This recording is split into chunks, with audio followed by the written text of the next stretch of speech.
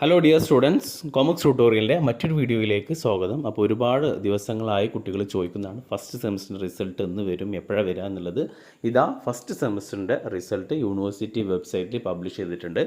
അപ്പോൾ first semester BSc, BCA, BA, BSW തുടങ്ങിയ കോഴ്സുകളുടെ ഇതാണ് റിസൾട്ട് വന്നിട്ടുള്ളത്. BCom, BBA വന്നിട്ടില്ല.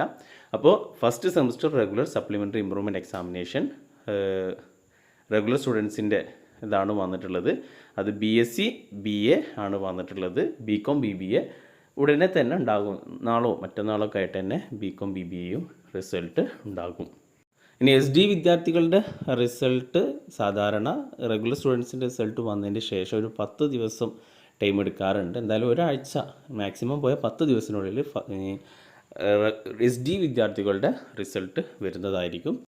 ഇനി റിസൾട്ട് വന്നിട്ട് ആർക്കെങ്കിലും മാർക്ക് കുറവോ ഏതെങ്കിലും സബ്ജക്റ്റിൽ ഫെയിലായിട്ടുണ്ടോ എങ്കിൽ, നന്നായിട്ട് എഴുതിയിട്ടുണ്ട് എന്നിട്ടും ഫെയിലായിട്ടുണ്ട് എങ്കിൽ നിങ്ങൾ തീർച്ചയായിട്ടും റിവാലുവേഷന് കൊടുക്കുക.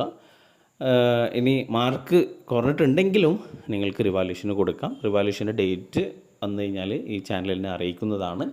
ഓക്കെ, അപ്പോൾ എന്തായാലും എല്ലാവരും റിസൾട്ട് നോക്കുക. എല്ലാവർക്കും ഓൾ ദ ബെസ്റ്റ്.